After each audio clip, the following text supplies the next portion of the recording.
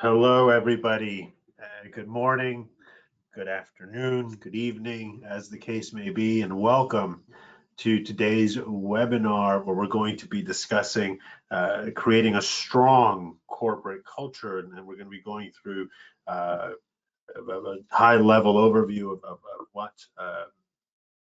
what it means to have a strong corporate culture, the business benefits to it, but also we're going to be going through a lot of data that we here at RW3 CultureWizard have prepared based on a recent survey that has been released and which we can make available to you at the end of today's webinar. And then, of course, we're going to get into some best practices. But before we get started, and as we wait for people to join, right, it's a big webinar, a lot of folks are still coming in. So as we wait for people to join, why don't you just write into that questions panel there and just let me know where you're dialed in from. It always just kind of helps to get a sense of where everybody is, what the energy levels are, right? There's a big difference between doing a call at 10 in the morning as opposed to 5 p.m. or something like that, right? So always helpful. And I do see a few people are writing in their locations. Looks like we've got somebody in the Philippines, we've got somebody in Washington, D.C., and Toronto, so pretty global crowd here. I know we've got a couple of people here in New Jersey, somebody over in the UK, so good group. All right. So why don't we look at the time here? We're a couple minutes in, so why don't we get started? I'll kind of ramp up slowly into today's webinar with introductory material, and then we'll really get going. That gives some time for people to catch up. First of all, my name is Jorge Vargas. I am Chief Revenue Officer of CultureWizard. That's me doing a half marathon, and that's my daughter learning to play golf. I am currently, of course, leading RW3 sales and client service functions and do a lot on the marketing side and other things. But I started out my career actually in human resources and did that for a very long time. So I understand what the challenges are when it comes to what corporations are facing from a people management standpoint, right? And I understand what the challenges are when you're trying to build a corporate culture, when you have one, but people don't believe in it for whatever reason, right? And also how great it can be when you have a corporate culture that works, right? And it matches the realities on the ground. And of course, I am the host of RW3's biweekly global webinar series that we conduct. Right, we just did one a couple of weeks ago, I believe, on the topic of religious diversity, and the upcoming one will be on Native peoples, right, and understanding the cultures of Native peoples, particularly in North America, something that we're excited about discussing as well. But for today, of course, we are discussing this topic on corporate cultures. Before I get going, however, I do want to just high level introduce you to GoToWebinar. I think at this point you probably know how to use these platforms, but if you don't for whatever reason, just a couple of things, right? We do have on the panel in front of you, you should have a questions window there. I've got a second screen open, so anything that you are writing in, I'll see it, I'll react to it, and if I don't address it directly, I'll find a way to work it into the conversation, so it doesn't mean that it's been ignored. You should, usually this system defaults to computer audio. However, if for whatever reason you're having a hard time hearing me, I always recommend switch over to the phone audio. You do get better quality. We, of course, always recommend that you maximize the screen. It just helps with any distractions. And lastly, I do always remind people, although someone will ask halfway through, it happens every week, but I do always remind people that we are recording this session, and you will be sent that recording within a couple of days of the end of the session. I also want to let you know I will be discussing the findings of a report that CultureWizard has just recently published. So if you want a copy of the report, just let me know. You can write it into that questions box and we'll send that over to you as well. And at the very end of the webinar, we'll also be on the CultureWizard platform going through a couple of resources. If you do want access to the platform for yourself to get a sense of what's in there and how that how the content and the resources can benefit you and your organization and your work, just write that in and we'll happily send that to you right away. So, okay. Having said all that, let's move forward. Most of you, I'm sure, are familiar with CultureWizard, but I'm looking at the attendee list, and I know that there's clients. I know that there's people who've been speaking to us actively, but I also know that there's some names that I haven't seen before, right? And so you might be new to our universe. So CultureWizard's been around for quite some time now, providing cross-cultural training as well as global inclusion training for organizations all over the world, really helping them to build a more cohesive, a more inclusive culture as these organizations grow, right, in their respective marketplaces. And of course, we do that using a variety of different methods, right? So the one that we're most known for, of course, is our online courses. We have a series of resources and assessments and courses and material on these topics of communication, of global leadership, inclusiveness, bias awareness, etc. So we have those resources. We also provide instructor-led training. Right? We can provide half-day workshops, full-day workshops, one-on-one coaching, whatever the need is, we can provide it. And we also provide detailed data analytics as well based on our assessments, right? And so that's something that some of our clients also use us for, is to understand and get a real thorough look at what the organization, what's going on inside of the organization, right? And have some real analytical, data-driven insights of what's happening within the organization. So again, if you're interested in hearing more about that, I'll do a very little bit of it at the end, but of course, you're always welcome to reach out. We'll set you up with trial access or do a one-on-one call. We can go through all of that together. Now, having said that, let's get into today's webinar. Here's our agenda. I like to keep my agendas pretty simple, so it's a nice 3-step agenda. We're going to start off by understanding the value of a strong corporate culture.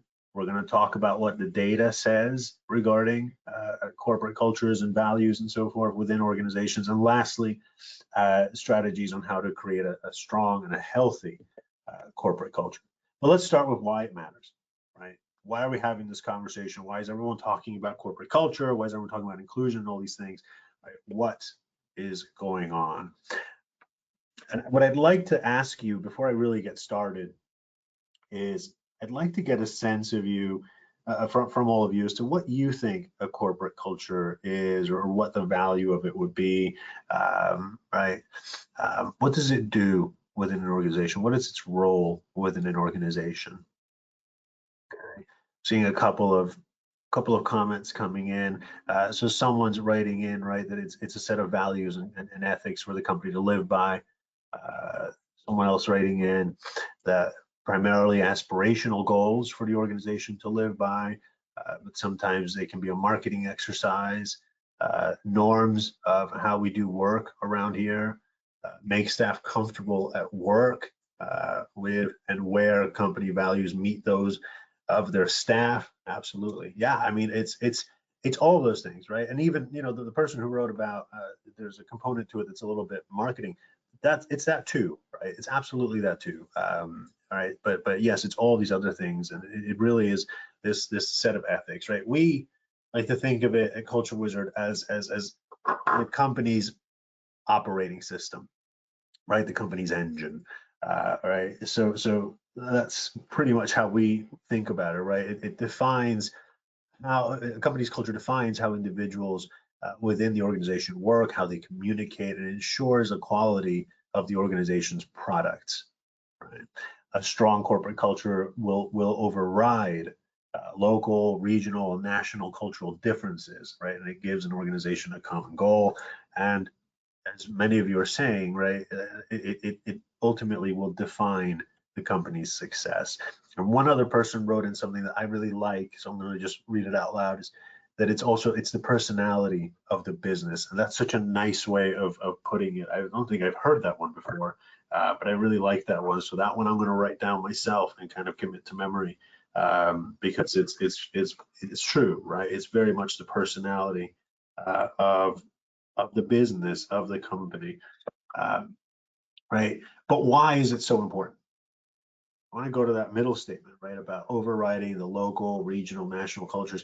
It overrides a lot more than that, right? It overrides, it's meant to override all kinds of things that are going on within an organization. Modern companies are wildly diverse, and that's a great thing, right? They're extremely diverse organizations. But when you have all of that diversity, it's important to have a common set of values. Right, and that's essentially what corporate culture statements do. That's what it means, right? To have a formal set of guidelines, right? To have a personality. And when we talk about diversity within an organization, so this is actually from the RW3, I believe 2023 virtual teams study. If you want access to that study, just write it in. We'll get that to you. But within that study, right, we asked, and that had a couple thousand respondents, and we asked those respondents to let us know the levels of diversity that they saw across all these different measurements, right? Generational, gender, different ability, racial, ethnic, national origin, educational, religious, and sexual orientation diversity. In pretty much every single one of these categories, the respondents overwhelmingly answered that their teams were either very diverse, right? In educational level, you start to see the diversity starts to go down a little bit, but you're still seeing slightly diverse coming up, right, pretty heavily.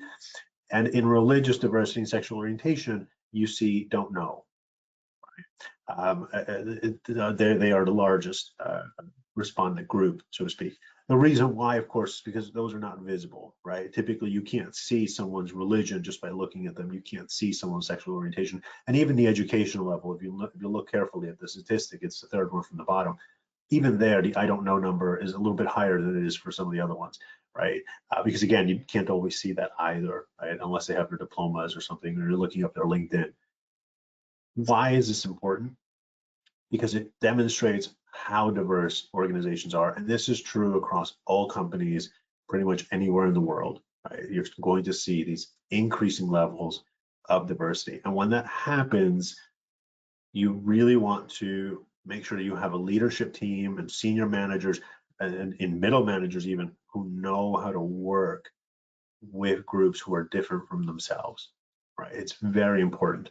Now, the data backs up, and I'm not going to go through all these data points, but you can see it on the screen, and I think that the numbers kind of speak for themselves, right? But the data from firms like Deloitte, McKinsey, PwC, Gallup very clearly demonstrates both that business leaders and rank and file employees see the value of having a strong corporate culture, a positive corporate culture, right?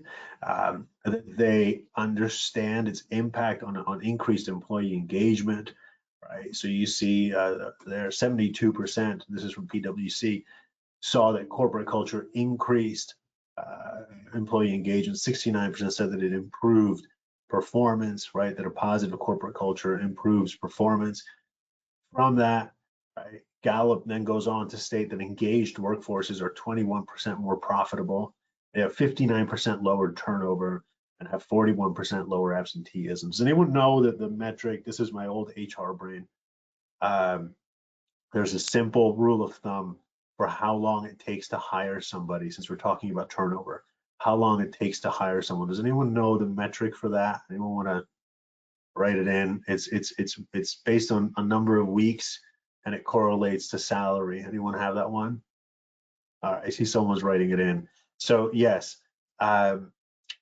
it takes, and this is from about 5 years ago, it takes a week to hire somebody per $10,000 of salary. So if someone's making a salary of $100,000, it's going to take you about 10 weeks from when you first post a job to actually bring in someone on who's going to do the job well, right?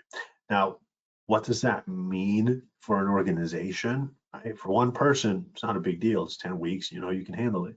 But if your turnover is going up by 59%, right, and it takes that much time to hire somebody, it's going to have massive costs for you, right, or for your HR functions, for your talent acquisition teams, but eventually, right, for the teams that are relying on the new hire, right, that are waiting for someone to come on and replace whoever's left.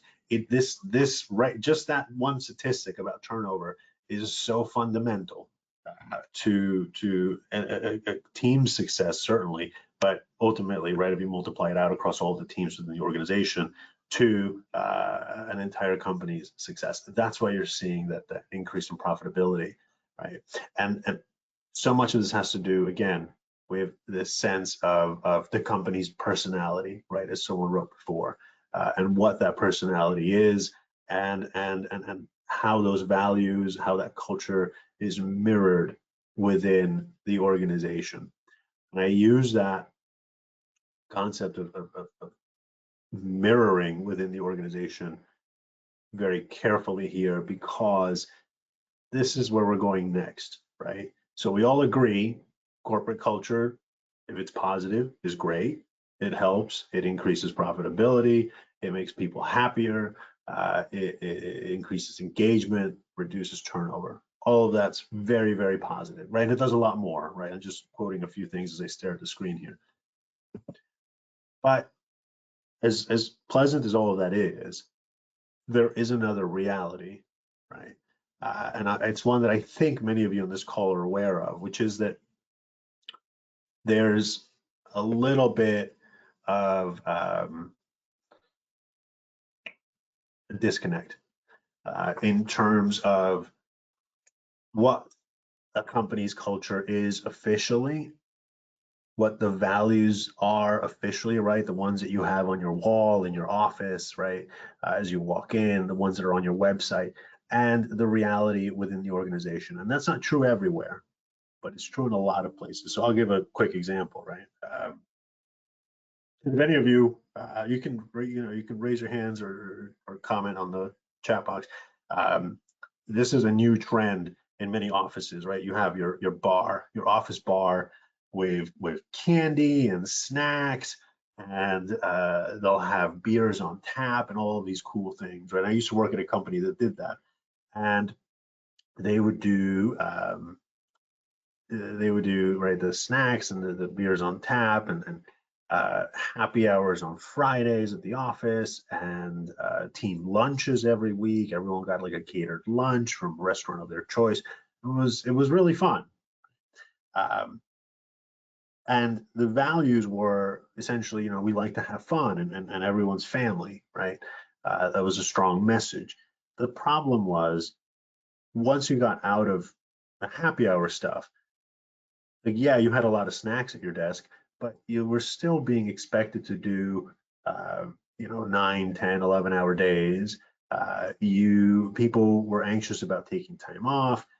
People were anxious about using their family medical leave. Those of you not in the U.S., right? It's not yes, you have the right, but it's a little uncomfortable to ask for it. It's not the same as it is in Europe, for instance, where the family medical leave policies are much friendlier and much more expansive on average, right, than in the U.S. So people would be anxious about that. People would there would be a lot of emails back and forth that were kind of mean sometimes, right? Feedback wasn't provided regularly, even though one of the values was openness, right? But feedback wasn't provided regularly, and when it was used in a kind of a weaponized sort of way, right? And I know from some of the comments that people have seen this before, right? This isn't a new phenomenon. We've all seen these kinds of companies where they have the greatest values, but the realities are a little bit different, right?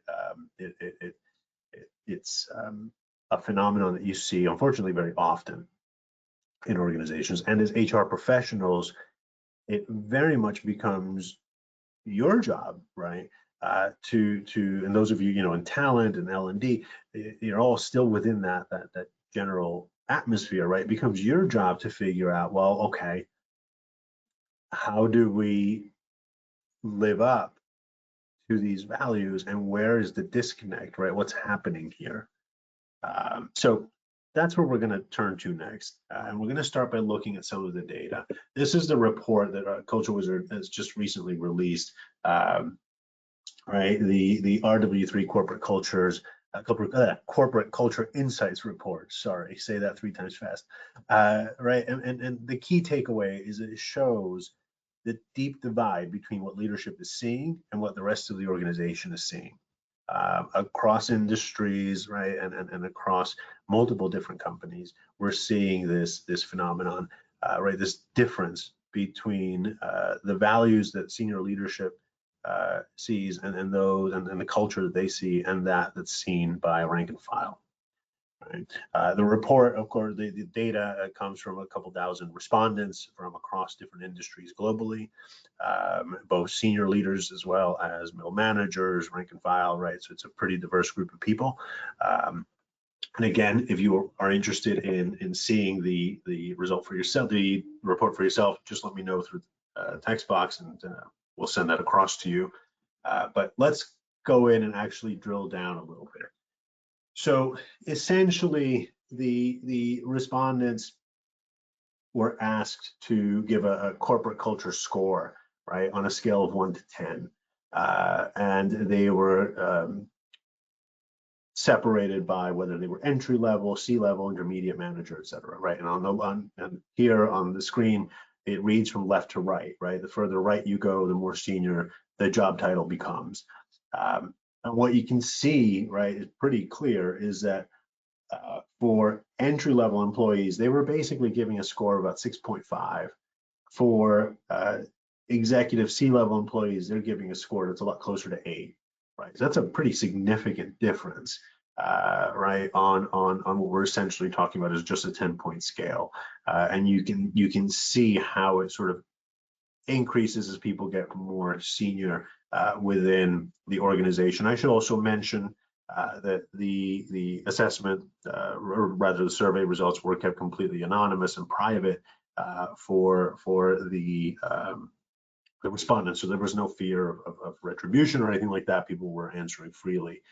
Someone just asked about that. Okay, but now let's dig a little bit deeper, right, into individual statements. And again, whether they are neutral or strongly agree or agree with a statement. Right? And this is on 3 separate statements. The first one is, our organization has a clearly defined culture. You'll notice again, executive senior leadership, they're the dark blue, right? They're coming in at 8 out of 10. Your entry level is coming in at just under 6.5 out of 10. And the same trend applies, right, for intermediate and essentially your middle managers, right, coming in the pink and in the blue. And the same trend holds when you get into our organization, defines realistic, actionable behaviors to support our culture. And of course, leadership understands our day-to-day culture. There you see a clear difference, even between executive level and your next level up of managers, right? It's almost a whole point of difference between them. And again, this is industry agnostic. This is across multiple organizations, primarily in the Fortune 500 set. I should mention that, right? So these are large companies where you're seeing this, right? And I think that it's a trend that many of us have seen before, right? It's why, that comment about the marketing just kind of resonated a little bit, because there sometimes is a tendency, especially from people who are lower down within the organization, to look at those and say, like, okay, like that's just what they say. Now, there's more data, right? We're going to keep throwing a little bit more data at you, and this is on misalignment, again, on key values, right? So folks were asked to say if the organization is inclusive and diverse, if it's nimble, if the organization prioritizes excellence, innovative, if the culture of the organization pushes people to do the right thing, if it pushes efficiency, respectfulness, belief in mission. Across all of these, you see marked differences between your executive and C-level leadership and pretty much everybody else. The only one where they're even close is between your managers and your executive C-level on prioritizing excellence. That's the only one where they're even remotely close. Some of these other ones, right, the differences are very stark. Right? If I look at, for instance, innovation, which is right toward the center, as well as doing the right thing, right, also right toward the center. And a lot of corporate value statements, as you all know, they talk about being innovative. They talk about pushing efficiency. They talk about doing the right thing, acting with morals, acting with values, right? You're not seeing that. The difference, for instance, on efficiency, right? And this is a huge deal, right? Efficiency is kind of what makes an organization move. And it's great if your senior leadership feels that the values of the organization are efficiency, right? They're coming in, and this is the third one from the right, right? They're coming in just above an 8. However, your entry-level employees, your intermediate-level employees, they're just above 6.5. They're the ones that actually power the efficiency, right? Without them, the company is not efficient, right? If they're not buying in, if they're not seeing it, then they are not efficient as an organization, right? So again, really want to highlight the importance of this. And a couple of people are asking again for the report, so it must be hitting home, and you'll certainly get a copy of it.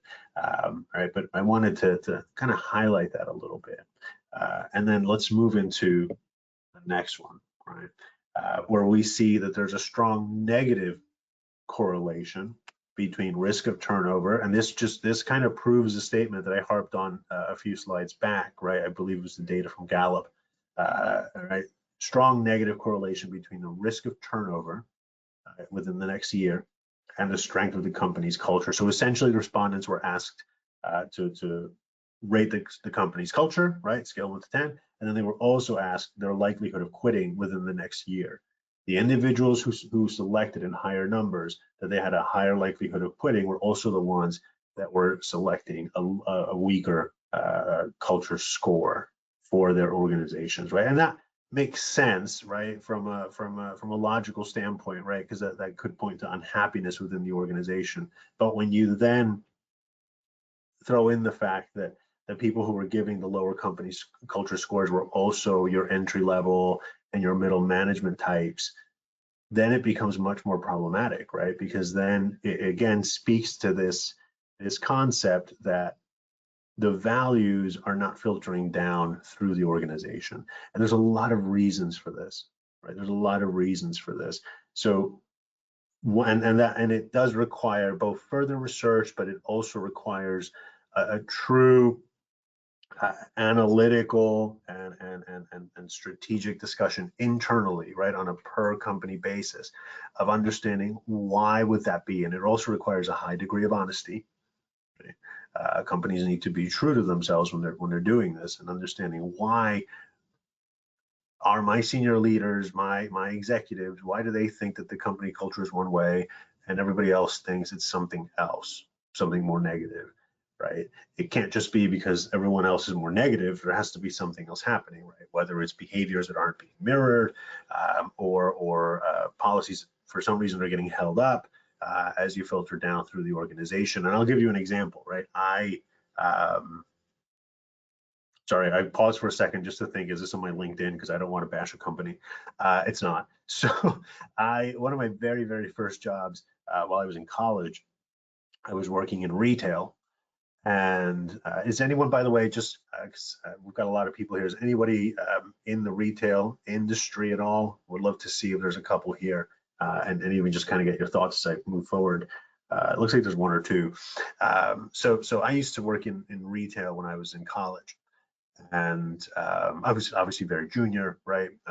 Barely knew what I was doing, but I do have very clear memories that periodically you would get handbooks and guidelines and policies or new posters on the wall from corporate, right? From corporate, and it would come into the store, and the store manager and the assistant managers on the day, they would kind of make fun of it and say like, oh, great, another poster, you know, not that anyone reads the posters, or oh, here's the handbook, it's whatever it says, it's just, whatever, it doesn't really matter.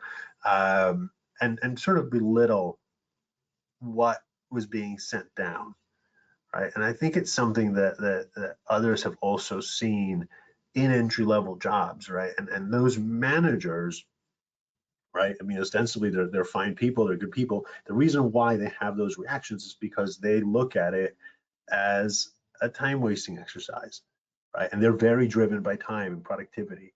And although I'm using the example of retail, there are many industries where people are billed by time, right? Or they build a company by their time, by their hours, right? Everything's about how many billable hours did you work.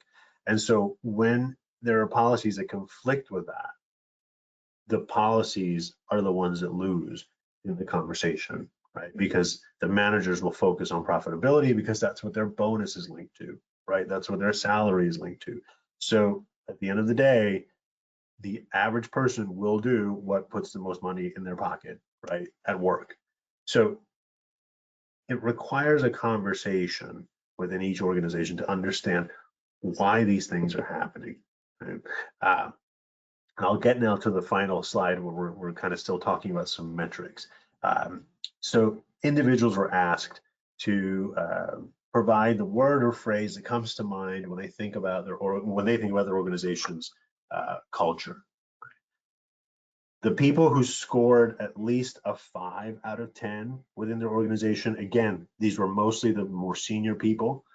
They wrote from the word cloud things like authentic, inclusive, diverse, organized, value, family, good, teamwork, right? These are all good things.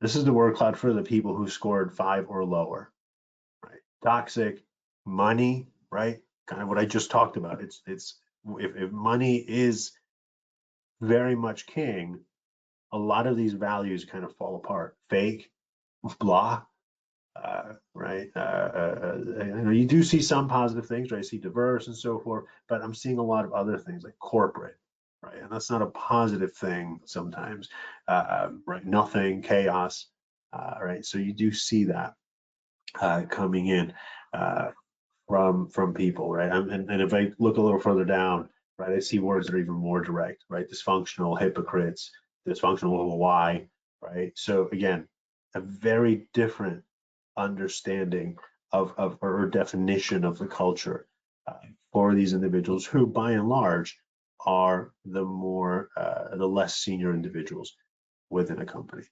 Okay, so wanted to give you that data to kind of think about it and really sort of process it as we go now into the next part of today's webinar, where we're going to talk about, I've thoroughly depressed you, but now let's talk about what can we do about it, right? What can you do to foster a strong corporate culture? There's some, I say easy, they're easy to think about, they're not easy to do. Some easy things to think about, right? And to start implementing once you get the relevant buy-in, right? Is first of all, build your corporate values into your performance reviews, right? So those managers and so forth who are prioritizing money because the more revenue they bring in, the higher their bonus. If inclusiveness is part of their bonus structure, right? If inclusive behaviors are part of their bonus structure, trust me, you're going to start to see a lot more inclusive behaviors. And what would that look like? Maybe reviews that they received during 360s or things like that, right? And just as I've mentioned the word inclusion a couple of times, and I know there's a lot of noise right now around some of these concepts. When I use the term and the way that CultureWizard defines inclusion is that inclusion is a collection of the values, behaviors, and attitudes that allow others to feel welcomed and appreciated and respected within an organization, right? So that's really what it is. And what that boils down to is essentially respecting people, right? So if you can build that into your performance reviews, you're going to start to see shifts within the corporate culture. Ensure, I highlighted the word onboarding just because it's so important that you get people, right? Because we're highlighting essentially the problem starts with entry level, right? And it's no fault of theirs, it's just the reality of what they're seeing. ensure that the corporate values are a key part of onboarding, but, right, to avoid the problem of saying like, oh, well, they talked a lot of nice stuff at the beginning and then I never heard about it again, make sure that adherence to those values is core to promotions. What does that mean? Okay, so let's say that one of your values is respecting your clients, right? Let's say that that's a value. And let's say that you've got two salespeople, right? One of whom makes more money for the firm, but does so by essentially really just pushing products down, forcing them onto a client, right? Or convincing them to buy things that they don't need. So what ends up happening is, yeah, they're generating more revenue, but they're also leading to higher dissatisfaction rates within the clientele. Right? That's one salesperson. The other salesperson listens more, pays more attention, and really just provides exactly what the client needs. They may not get, and for those of you who don't follow basketball, sorry, but they may not get the slam dunk, right, on every sale, but the clients are a lot happier, right? And in the long term, they're more likely to stick around. They're also more likely to recommend the company to others. If your values, if your value structure again says, right, that you value respecting the client, but your whole commission setup and your bonus schedule and all of that is really just geared at providing prizes for the person who's forcing solutions onto people who don't need them, then there's a disconnect, and everyone will see it, right? And it won't be like they'll see it and they'll get upset. It'll be that they'll see it and they'll say, oh, okay, that's what I got to do, right? All that other stuff, that's for the investors, right? That's for someone else. I know what I got to do. Sell everything I can, right? And again, that's what it comes down to. So yes, it's important during onboarding, but it's just as important to make sure that it's part of promotions, it's part of bonus structures, et cetera, right? And that's kind of essentially what the next one is too, is reward your individuals who live up to corporate values and who embody the company's culture. So I'll give you another example, right? Let's say, and this is something I've seen, right, is you'll have companies talk about teamwork, but you'll have performers within the organization who do not embody teamwork, right? They're very much in it for themselves. And if it, just do the basic thing that they need to do and be really good at that. And if they're creating extra work for everybody else, then that's just their problem, right? Not my problem, someone else's problem. That, and if that person, because they're again generating more revenue or whatever it is, if they're the ones that are getting all the praise and all the other people who are doing all the extra work that this person is generating, you can't really say that you're living up to the culture of teamwork, right? Not if there are other ways to do it. If it's the only way to do it, that's different. If there's no other way to do it, you're not really saying you're living up to teamwork as an individual, right? And so that should be recognized. Right? That should be recognized. The people that do operate within that should have some sort of a reward. This next one's really near and dear to my heart because I've seen it at so many companies, both from past experience as an individual, but also with the work that we do at CultureWizard, right? And helping organizations be more inclusive, helping them with communication, with cultural awareness and things like that, is focus on your middle managers and other gatekeepers. So again, you're out there and you've got your big glossy sign of your values and all this stuff, and it's on the website, and you've got this cool video. That's all great. But if you then send that to the middle manager who either meets it with scorn or who tells you right to your face and says, hey, these values don't align with the reality, right? Pay attention to that. Like, yes, maybe the person's being difficult, but they may also be right. So sit down and say, oh, okay, what's not, first of all, you probably should have done that before you printed everything out and spent all this money, but fine, right, whatever, you'll fix the mistake when you realize what it is, but ask them what doesn't align, right? What doesn't align? And it may be, for instance, that you've got a value on there that talks about customers or clients in a particular way that just isn't the reality of what's happening. And so at that point, maybe, yeah, you do want to say, okay, well, let's look at that a little bit and let's figure out either how do we change the value statement, how do we understand our culture internally, or how do we change this about our culture, right? But listen to what they're telling you, and really get their buy-in, because without their buy-in, you're not going anywhere. The next one, of course, is provide universal training to your employees that focuses on building that corporate culture. So once you've identified what your culture is or what you want it to be based on what you're seeing on the ground, right? Not just pie in the sky, but what's really there. Then figure out, okay, what training do we need? Do we need bias awareness training? Do we need training on communication skills? Do we need training on teamwork? Right? What kind, do we need leadership training? Right? Focus on that, and then go out and find the right suppliers, the right partners, people who will understand where you are in your journey as an organization and really partner with you, right? Really partner with you. So again, you know, I go back to the very beginning. I am head of sales and client service and all that stuff for RW3. So I'm going to tell you right now, we do a great job. So if you're considering us, that's a conversation we should absolutely have. But regardless of that, right, whoever it is that you end up going with, make sure that it's someone who understands what your goals are, isn't trying to force something onto you that you don't necessarily need or that doesn't bring value, right? Make sure it's a vendor partner who thoroughly understands and is willing to provide the kind of training that your organization truly needs. And lastly, right, measure your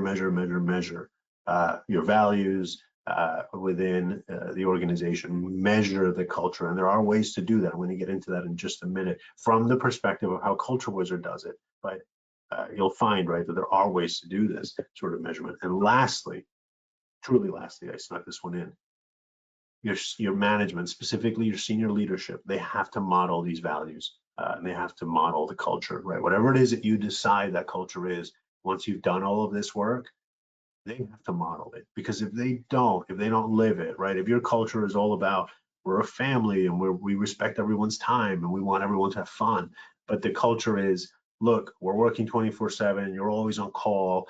If you need to take a vacation, do it during the holidays when everybody's on vacation. Otherwise, too bad.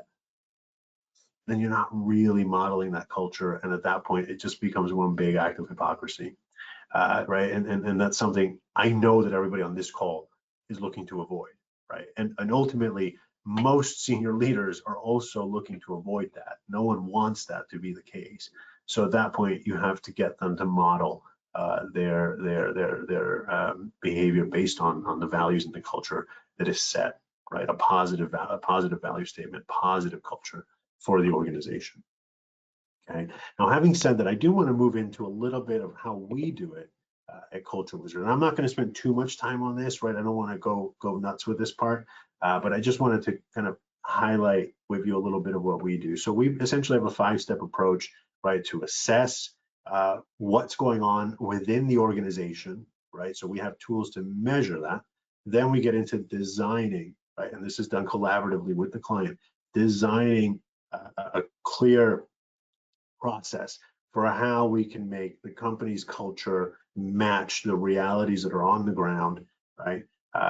Deliver, right? Whether it's through training or online courses, whatever, but deliver the resources and so forth that an individual, that a company, sorry, needs in order to, again, close that difference, right, between the real culture and the aspirational, and then reinforce that. So essentially, go in, do all the data again, make sure, of course, that there's ongoing learning taking place outside of workshops, but ongoing learning, right? And lastly, adapt, right? So as we're measuring, figure out, okay, what's working, what's not, and do that again in conjunction with you, the client, right? And all of it data-driven, all of it really powered by what we're offering to you as an organization in terms of data measurement. And this is me, but before we get to that, I wanted to show you what that looks like a little bit. So we have, here at CultureWizard, we have a couple of key assessments that I'm going to walk you through. This is our platform, right? We have content on again, how to build a global mindset, how to be inclusive. We have content for business travelers, or content on leadership, content on specific countries. So there's a lot within the platform, and anyone who wants access, this is their moment. Just write it in, and I'll happily send over a trial access for you. And within that, we also have two of our assessments, right? The first one is the culture calculator here, which measures each individual's work style, and we're measuring hierarchy, group orientation, relationship orientation, communication, formality, time, motivation, change, as well as oh, I got them all. I did them from memory. I'm so proud of myself. I never do them all from memory, right? And we can measure you and compare you against any one of the 175 countries in our arsenal. But more importantly, we can actually compare you to individuals within the organization, right? So here I'm going to compare myself to two of my colleagues and just sort of give a sense of how we are different from one another when it comes, in this case, to the hierarchy component. And that's one step. So when I talked about focusing on team building, this would be that resource, right, that does that for you. But then to understand myself a little bit more too, we also have another assessment called the Global Inclusion Calculator that measures each individual's capacity for inclusiveness. And remember, we defined inclusiveness as essentially respecting others, right? So how much can you do that as an individual, and what's your capacity for it? And we measure things like growth orientation, curiosity, collaborative leadership, intercultural skills, trustworthiness, flexible thinking, bias awareness, as well as past and current exposure to diversity. And we provide you with a definition, we provide you with the results, as well as recommendations.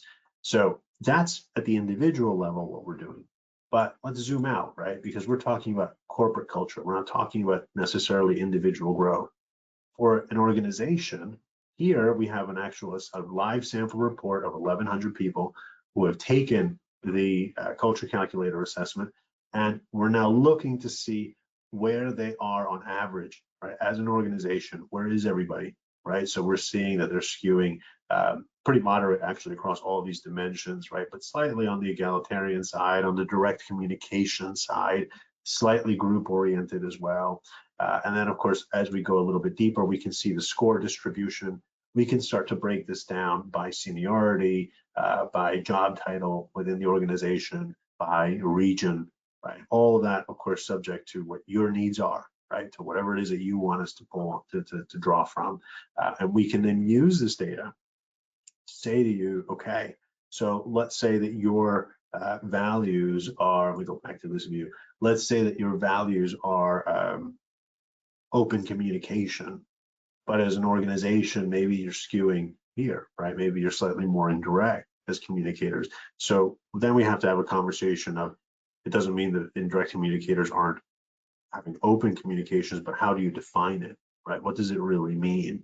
And is it really a value that you will support when a direct communicator comes in and shakes up a team with a different communication style, right? And so have those conversations and then figure out, how do we get the organization to live up to the values that you've set for yourselves? And of course, even before that, right, how realistic are these, and do we want to take a look at these and then really evaluate where we are, right? And we do the same thing with our other assessments as well on global inclusion, right, where we can give you similar measurements for that component. So that's, again, our tool and our resource for doing that, of course, with a lot of consulting behind it, and ultimately with a lot of instructor-led training to support it and to really build and inculcate the behaviors that you want for your organization. But having said that, I'm going to wrap up here, unless I know there have been questions and I've been answering them as we've sort of gone through the webinar today. But if there are any other questions, I would love to answer those. So I'm getting one question on the content. Someone's asking if the content integrates directly into an LMS. So I'm assuming you mean about the assessments and the courses and stuff. The answer is absolutely, they do integrate into an LMS. We can do single sign-on as well as SCORM API. We can do them jointly. It usually makes for a really positive experience. Perfect. So let me see if there's any other questions.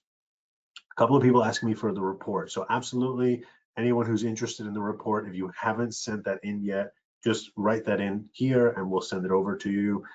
If anyone's interested, a couple of you have asked in access to the platform, just write that in and we'll happily send that to you as well. And otherwise, I think that's okay. I'm getting a question of, does the platform integrate into an HRIS such as UKG or Oracle? The learning probably wouldn't. The completion would absolutely integrate. We'd have to build that, but we can build that pretty easily and have that integrate into the HRIS system. And then, right, that also means essentially that the output here, right? So what you're seeing here would also integrate into the HRIS, and you can start to see that as well for the collective. We do keep the results private out of GDPR concerns. Right? Okay, a couple more people asking for, you're welcome, a couple more people asking for the report. Someone's asking on the data of the 175 companies. So I just want to clarify. So it's 175 countries is where we have the data from for the culture calculator. For the assessment, I don't know what the country breakdown was. I'd have to go and take a look at the data, but I'll answer you directly with an answer for that. And I'll also say, I saw you asked for the report as well, so I'll also send you the report as well. It should be in there, but I'll double check. If it's not, I'll get that information for you. Okay, perfect. All right, so I think that's it with the questions, unless anyone's got anything else. So I wanted to thank all of you so much for joining today and really being very interactive. It always makes for a very powerful webinar and a much more entertaining webinar. So thank you all for attending. Those of you who are just starting out your day, I hope you have a great one. And those of you who are wrapping up your day, have a wonderful evening. And hopefully we'll see you at the next webinar. You'll be getting some emails on that within the next day or a couple of days or so. All right. Thank you, everybody, and have a wonderful rest of your day. Bye.